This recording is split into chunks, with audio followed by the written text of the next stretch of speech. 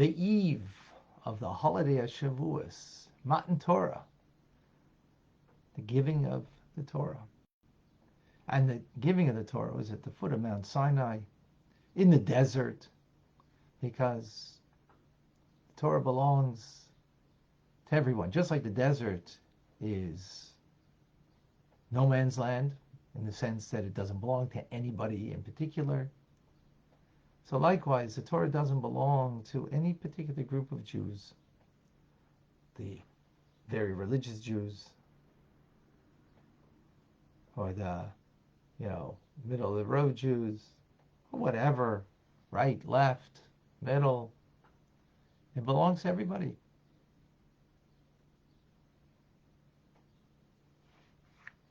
That's why it was given in the desert. So very important that we all recognize, every Jew has to recognize that they inherit the Torah. The first verse that you teach a child is, a Jewish child, when they're able to appreciate and understand, is Torah Tziva Lanu Moshe. Torah was commanded to us by Moshe. By Rashi Kilas Yaakov is an inheritance to the congregation of Jacob, meaning to every single Jew. An inheritance is when someone passes away. A one-day-old child can inherit the entire estate of parents that pass away, just the same as a 50-year-old. No difference. Inheritance means exactly that. It's an inheritance. You get it by way of inheritance, not by way of smartness, not by way of you did something to deserve it. It's yours. So the Torah is an inheritance. Every single Jew, man, women, and child, man, woman, and child. It's our inheritance, and we have to go and get it. Friday, tomorrow, in synagogue, hearing the Ten Commandments. Get that inheritance. It's yours.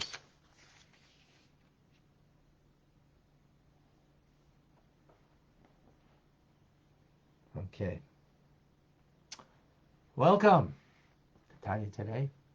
I'm Rabbi Ronnie Fine, coming to you from Chabad Zuchim Kedushim, Montreal, Canada. It's a privilege and a pleasure to share with you the Tanya. Welcome to June. Brett in Pennsylvania. Rabbi is with us in Morocco. Erica is joining us in Norway. Melanie is in Chicago. David is in Sacramento, California. Sandy in Michigan. Julia in Pennsylvania. Rusty in Texas. Davida and Liba in New York. Jackie is in Charlotte, North Carolina. Eugenia is in Calgary, Canada. Daphne is in South Carolina. And who else is joining us? Michael in Germany. Leah is in Florida. Diane in Arizona. Mark in California. Miss anybody here? It's kind of jumping. So I might miss, I hopefully won't miss somebody. Dana in Washington State.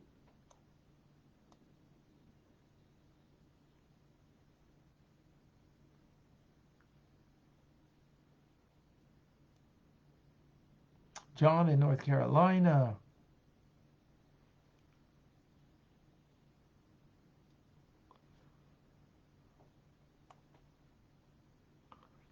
Okay. We have Guy, Malka, Ruthie, Vilma, Daniel, Michael, Clubhousers. We have Akoy with us.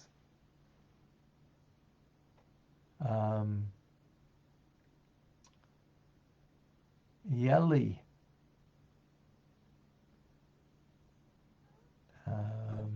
Carlos. Rachel in South Carolina. And Andrew 613.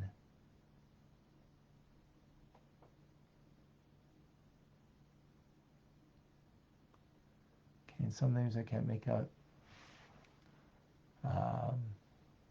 Lucas in Brazil, Yenta Telebenta in New York, beautiful.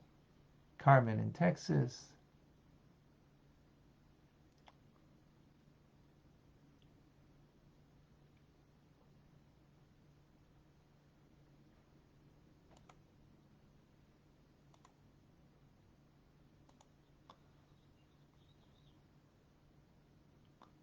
Okay, beautiful.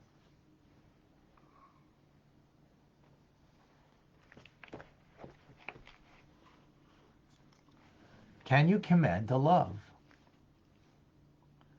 Well, it seems like God does. Let's understand that.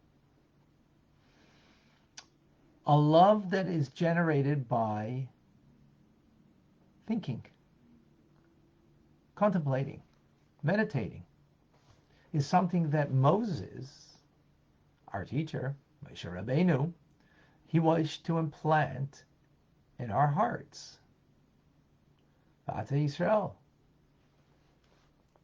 as it says in the book of Dvarim in Deuteronomy.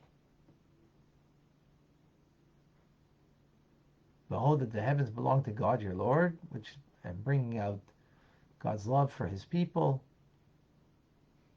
And then it says that you shall love the Lord your God. And then I command you to do. I command you to this love. But it's a love. What is the command then? How do you produce love by command? So in the Shema, it says,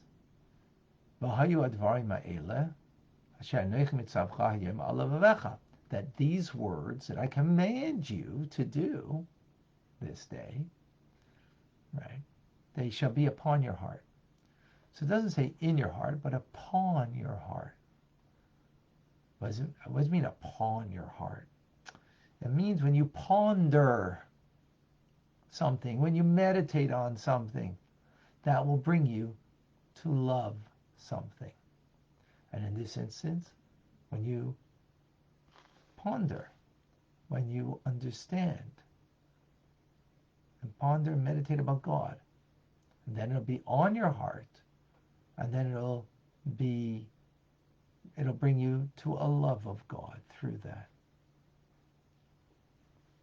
This is the second type of love that is intellectually generated. In other words, by our awareness, understanding, comprehending, and making it real for us,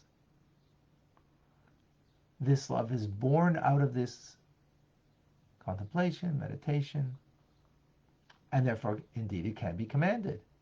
The command is to focus one's heart on and mind on this matter in order to arouse the love. So that can be commanded. Focus, think, contemplate, meditate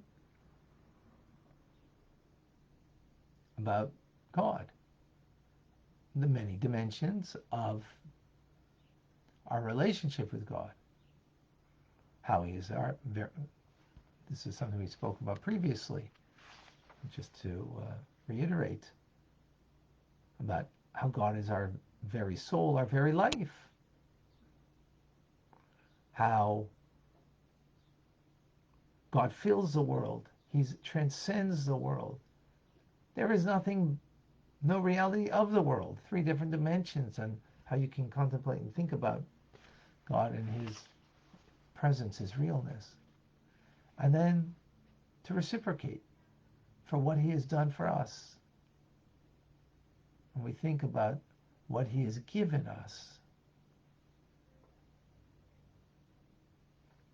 And given us an opportunity through Torah mitzvahs that we can rise above the fray. We can rise above the human condition. That when we think about that, How Torah mitzvahs gives me that opportunity, and God's given me that. We want to reciprocate, showing back the love that He is showing us. That can be commanded, that we focus in on that. We think, meditate, contemplate it. As opposed to the first kind of love that we explained previously, is not a kind of love that everybody can accomplish. A fiery flame that the soul is expressing a love that is its nature just to be bonded and to be attached to God. It's not even through an awareness. It just is attached, and you just allow the soul to express itself. And that can only happen when you remove all the other layers of the heart and of one's being to allow the soul to express itself. But this is really something only the righteous can really accomplish. They have a foretaste of what it's going to be in the world to come, in the times of Mashiach, when we will all have this. You and I will have it then. And this is metaphorically what it means, this kind of love, that I shall grant you the priestly gift service as a gift. In other words, this form of love that the Kohanim, the priests, are an embodiment of, hence they blessed the people and served on behalf of the people, right? So this kind of service is a gift. God made the Kohen, the priest, gave him a gift of doing this. That's the simple meaning. The metaphoric meaning is that some people get gifted this embodiment of what the Kohen is this love, a love that is to delight in the divine. To delight because the soul is a fiery flame that is revealed and just wants to be attached to its source. That is not something we can accomplish on our own. That's gifted by God after we've gone through the lower level of love, which is something we can. We're commanded. We're commanded to focus and to think about God. And the many dimensions mentioned. And that will be on our heart. And then the meditations on our heart that will affect the heart ultimately and bring us some form of love. Now that love may not be, it's not going to be a fiery, passionate love, but it can at least be a love that brings us to do something for God, for God's sake, for goodness sake. That's today's class.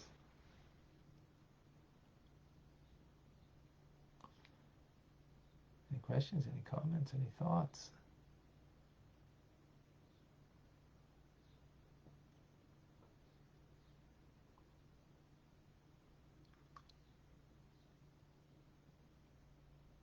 All right, I don't see any.